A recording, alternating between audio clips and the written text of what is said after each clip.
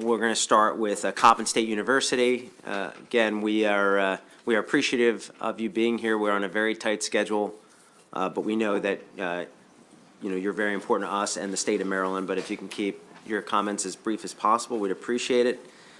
With that, let's start out with Coppin State University, Ian Klein, and then we'll have the president and his team come up. Mr. Klein. Thank you very much, Mr. Chair. Let's see, are we getting the presentation up on the screen? Can you see it on your end?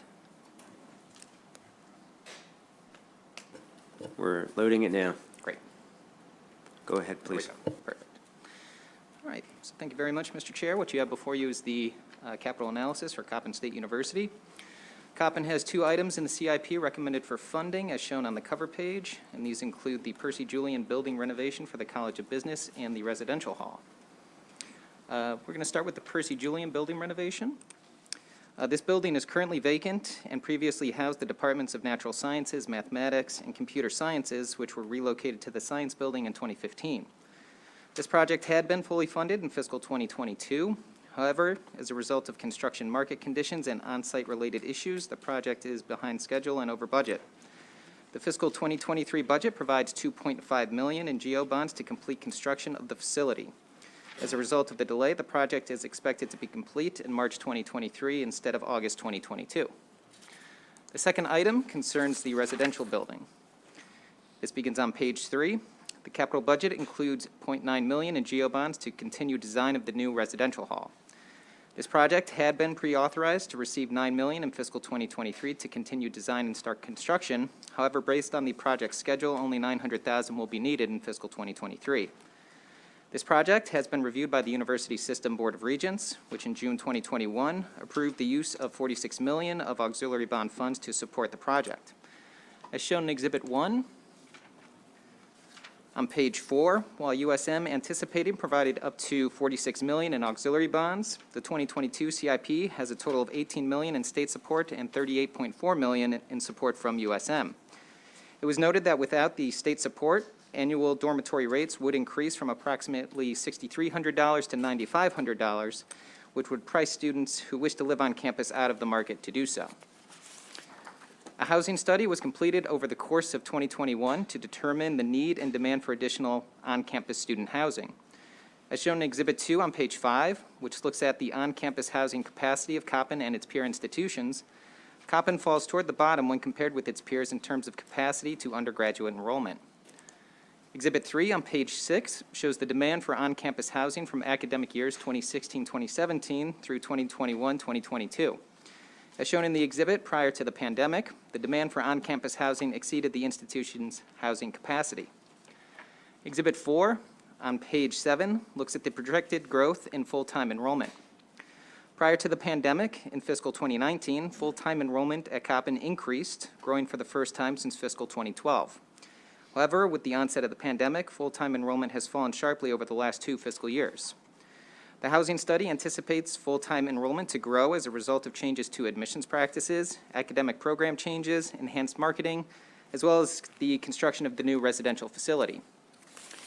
However, despite some level of documented need for expanded dormitory capacity, DLS recommends against funding for this project as the state generally does not fund dormitory facilities, which are revenue-generating auxiliary facilities. The recommended actions are found on page 2. And as previously mentioned, DLS recommends deleting funding for the residential hall and approving funds for the Percy Julian building renovation. This concludes my presentation. I'd be happy to answer questions. Thank you very much. Any questions for Mr. Klein? Okay, thank you very much. Dr. Jenkins, good to see you. Come on up, whoever else you want to bring with your team, and start whenever you're ready. Welcome. Thank you. Let me first start by saying good afternoon and welcome to everyone, Mr. Chairman. Thank you for the opportunity to come and speak with you in the Senate Budget Subcommittee. On behalf of the students, faculty, staff, and alumni of Coppin State University, we would like to thank you for your work in support of USM, especially Coppin State University in particular. The university is, we greatly appreciate and we concur with the recommendations of the Department of Budget and Management, as well as the Department of Legislative Services for the additional $2.5 million to help us complete our Percy Julian renovation, which is well on its way to being completed here over the next year. Coppin State is developing a new strategic plan with a greater focus on the college student experience, and in an effort to enhance that student experience, a part of our vision and goal is to increase the residential population of our students. In the years prior to COVID-19, we exceeded our housing capacity. In fact, between 2015 and 2019, we were unable to provide on-campus housing for nearly 600 students who sought to live on campus, both out-of-state and in-state students. The in-state students also included those who live in close proximity to the university. Obviously, the Coppin provides an opportunity for them to build a greater sense of community, safety, access to resources such as Wi-Fi and technology, quiet study spaces, stable meals, and much more, which contributes to their overall growth. It is important to note that in addition to our residential housing support, our attempts to proactively help our students retain or us retain more students and move them towards graduation is one of our top priorities. We are looking to develop a living, learning community on campus, which will require our freshmen and sophomore students to live on campus for their first 2 years. And the university trusts that the subcommittee will continue to recognize the university's compelling need to increase our residential capacity for multiple reasons. To this end, we are committed to the enrollment growth and the retention and graduation rates of our students. And so, therefore, we respectfully disagree and oppose the Department of Legislative Services recommendation to delete the $864,000 in the GO bond from fiscal year 2023 and recommend that the committee considers the deauthorization, and we also disagree and oppose with their position for the committee to deauthorize the additional $3 million in the GO fund as well. With regards to the statement that DLS and the state does not normally fund such projects, the Department of Legislative Service Budget Analysis report further indicated on page 8 that the state does not. However, we wish to remind the committee that, in fact, the state has substantially participated in funding other auxiliary facilities at Coppin State University in the past. It's also important to highlight that Coppin State has a proven track record of educating academic students who are not as academically prepared for higher education as we would like. In fact, at present, we educate a Pell-eligible student population of 77%. That's higher than any four-year university in the state, and we know it takes more resources to get those students over the finish line. It's also important to note that in the example that was given, when you compare us to our sister institutions, what is not noted is that those institutions have higher on-campus living populations. All of them have higher living populations on campus than Coppin, and they all have higher retention, higher enrollment, and higher graduation rates. There are national studies that show when students live on campus, they have higher GPAs, higher retention, higher graduation rates. National studies also show that institutions that have more or a higher percentage of commuter institutions have lower graduation rates, lower enrollment, and lower retention rates. And that's the category that Coppin currently sits in. Finally, I would just like to say, as was noted, without this state support, housing on our campus will grow by 50%, from $6,300 to over $9,500. And this would profoundly impact a student population that is already coming to college with severe economic challenges. Accordingly, Coppin University respectfully requests a favorable report from the subcommittee adopting the recommendation of the Department of Budget and Management and the Department of Legislative Services as it relates to Percy Julian. With regards to the Department of Legislative Services recommendation regarding the residential hall project, Coppin would respectfully request that the subcommittee allow this project to continue and move forward by adopting and maintaining the funding allowances that are reflected in the governor's 2023 budget. Thank you, Mr. Chairman. Well, thank you very much. I was wondering what was going on with my cell phone because it kept buzzing. I thought it was my mother. It was actually Senator Hayes saying, make sure you take care of the, this great university. With that, Senator Elfreth. Thank you, Mr. Chair. Mr. President, thank you so much for being here. Thank you. This has been a challenge. I served on the Board of Regents in 2009-10, and on-campus housing was a challenge then. I appreciate it's still a challenge now. And I'm going to ask this question in full support of the funding.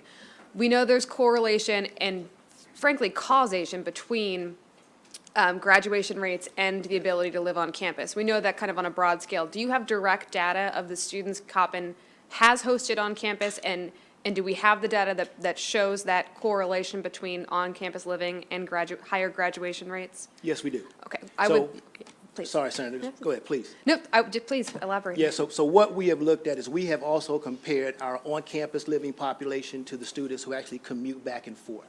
And what we see is higher GPAs, higher graduation rates, higher retention rates, and a more full or holistic college experience because they are connected and engaged to the university. Absolutely. Thank you for that. Thank you. Thank you, Mr. Chair.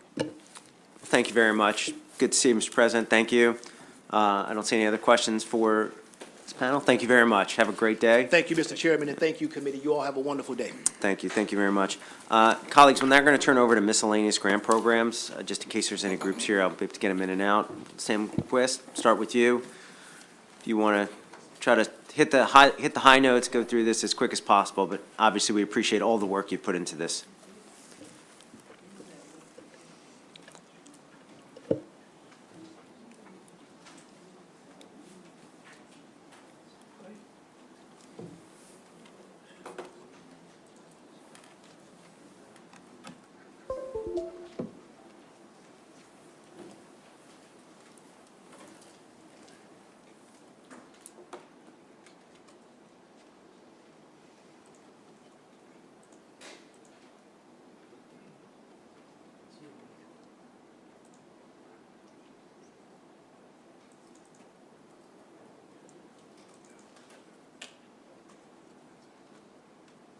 Okay, begin whenever you're ready.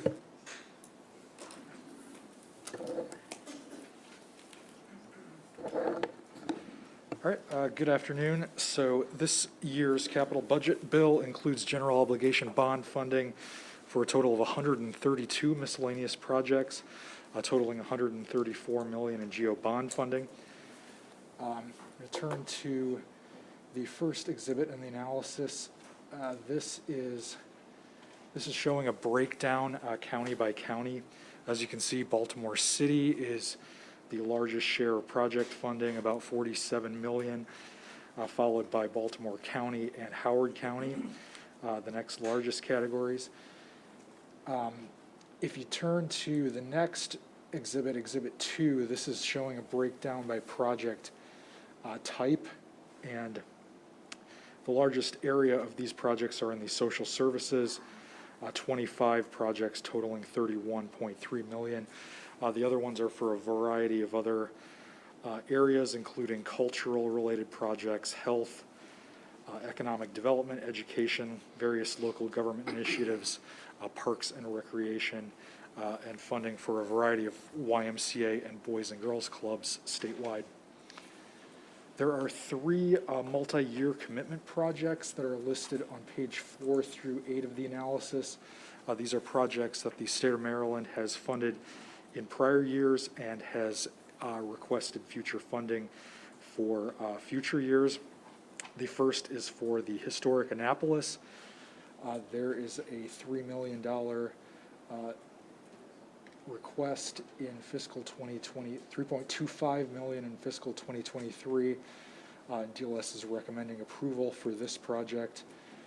The second of these projects is the Maryland Zoo in Baltimore. DLS is also recommending approval for this project. There's about $4.7 million in state funds. And the third of these multi-year projects is the National Aquarium in Baltimore. DLS is also recommending approval. There is $3 million in state funding for that project as well. If you turn to Exhibit 3 on page 9, which runs through page 37 of the document, this lists 122 of the projects that DLS is recommending for either approval or approval with technical amendments. In the interest of time, I'm not going to go through all 122 individually, but we do have descriptions in this section, project summaries if there's any that you're interested for your reference. Exhibit number 4, there are 7 projects that DLS was not able to receive documentation from the Department of Budget and Management, unable to properly evaluate the spending of state funds. So therefore, DLS is unable to recommend approval for these 7. Lastly, I just point out the recommended actions are on pages 41 through 47 of the document. These also, in the document, there aren't listed of all of the ones that are just approved. These are just approved with technical amendments or other actions. But that concludes the presentation. I can take any questions. Thank you very much. And just so everybody knows, I was well aware of what DLS recommendations have been, so we went ahead and reached out to those organizations or the legislators that represent them to make sure they're getting in the paperwork, because we know that the need is great and that people need to invest in capital, and that helps create jobs. Any questions for Mr. Quist? Okay. Thank you very much. Is there anyone from the organizations that, I know we have written testimony, but I didn't know if there was anyone that had wanted to come up? And if not, that is, we respect that and we appreciate that because we have your written testimony. Do I have any questions? Nope. Okay, great. Let's move on to the Maryland Stadium Authority. Patrick Frank.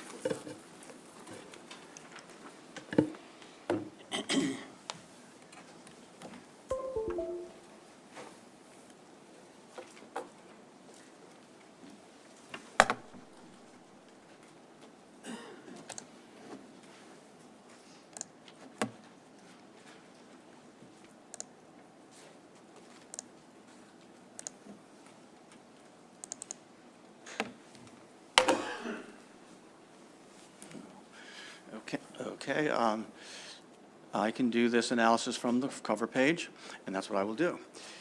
This project is the Department of Legislative Services building. The request in 2023 is $12 million.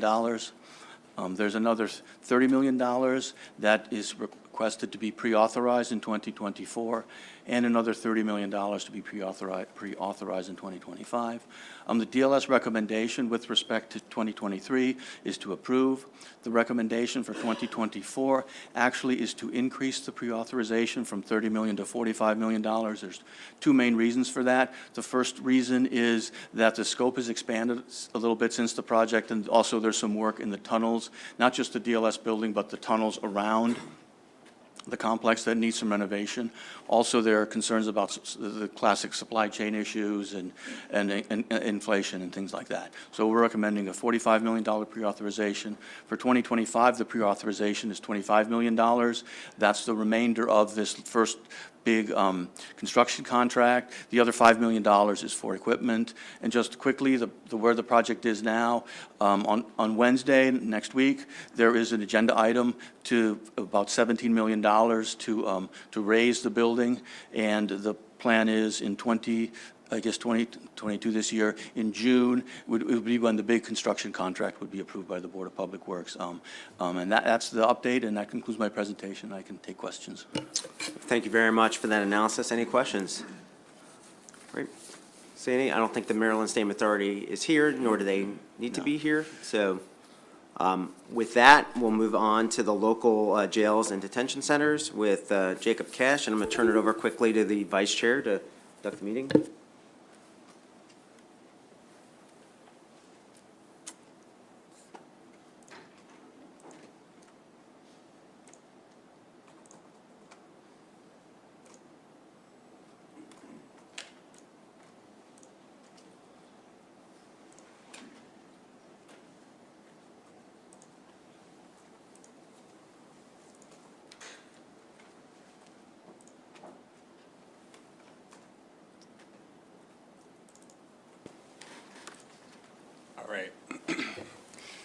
Thank you, Mr. Vice Chair. For the local jails and detention centers capital grant program, in fiscal 2023, there's a request for $2.6 million, which is for one project. Let me move right to that project for you. The Frederick County Medical Additions was programmed into the 21 CIP, and in the 22 CIP, there has been a slight scope increase, although the state share has actually decreased. This is because of the eligible costs that have been rearranged as a result of the rescoping, but the project design has been pushed back by about 7 months, although the construction timeline has been moved forward. So at this point, construction will start a little bit later, but finish a little bit sooner than expected for this project. The main issue that we'll talk about in this grant program is the fact that grant spending has not gone out the door at the speed which we would expect based on authorizations. Since the 2017 CIP, they have expended about the same amount for the past 4 or 5 years. There is a growing amount to be expended, and DLS is increasingly curious and wanting to get some answers from the department on why these funds have not been spent. There are projects that have completed in this time, so there are funds that could be claimed by the locals, but this program has stagnated in terms of spending. The other issue, if you join me on Exhibit 6, is that out-year expenses have increased for this program. This would likely because of additional projects that are under evaluation. However, we're asking the department to provide more of those details, why there's an essential doubling of out-year costs for this program. DLS is recommending one committee narrative report, which would provide quarterly population data from the local jails, as well as recommending to approve the $2.6 million general obligation bond authorization for the Frederick County project. That concludes my presentation, but if you have any questions, I'd be happy to answer them. Thank you, Mr. Cash. Seeing no questions from members of the committee, we'll just bring up some of the folks that would like to testify as witnesses. I have Gary Whipple, Lamonte Cook, Wayne Hill, John Gunthier, James Durkinson, and Benjamin Stevenson. Good morning. Good morning, committee members. I'm Gary Whipple. I'm the Deputy Director of Public Works and Transportation for St. Mary's County, and I'm the project coordinator for the Sheriff's Office and the Corrections Division for the St. Mary's County Adult Detention Center. We are complete with our addition for that project and have moved into the second phase of the project where we're using the addition of swing space to provide security and HVAC upgrades in the housing unit. So we're one of the counties that have moved quite forward in our expenditures and need to submit reimbursements for the grant. With the completion level of where we're at right now, we have enough reimbursements to submit to the Comptroller's office to take care of 2 of the 4 grants that we currently have, and we've already coordinated with the Comptroller's office to submit those reimbursements. Good afternoon, Vice Chairman Cray and members of the Senate Capital Budget Committee. For the record, my name is Wayne Hill, and I'm the Deputy Secretary of Operations for the Department of Public Safety and Correctional Services. With me today is Jim Duncanson, Local Jails Capital Improvement Program Coordinator. The department appreciates its ongoing collaboration with the Department of Legislative Services. We appreciate Mr. Cash's hard work and thoughtful analysis. The analysis contains 2 recommended actions, and the agency concurs with both recommended actions. The analysis also contains 2 issues with which we have provided responses in our written testimony, and I will touch on these briefly. First, DLS asked the department to provide the status of projects where funds remain unencumbered or unexpended. There are 7 projects with outstanding unencumbered or unexpended funds, and we have witnesses from these counties to explain where they stand in the process. The Montgomery County Pre-Release Center project is 100% complete, and the final invoice bundle has been submitted to DGS and are under review for payment. Construction on the Prince George's County Correctional City Center project will be complete as of June 2022, and equipment for the project will be purchased on FY23. They're working on obtaining the contract eligibility letter, and once they have had that, it will be requesting reimbursement. The Calvert County Program Space Project is approximately 50% complete and is expected to be completed by June of 2022. Calvert County has indicated that they have not yet applied for reimbursement through DGS. The Anne Arundel County Holding and Processing Center is 100% complete, and we have been recently informed that they have applied for their first $1.7 million in reimbursement from DGS. The St. Mary's County Adult Detention Center project is approximately 35% complete, and they are preparing for the first round of submissions to DGS for reimbursement.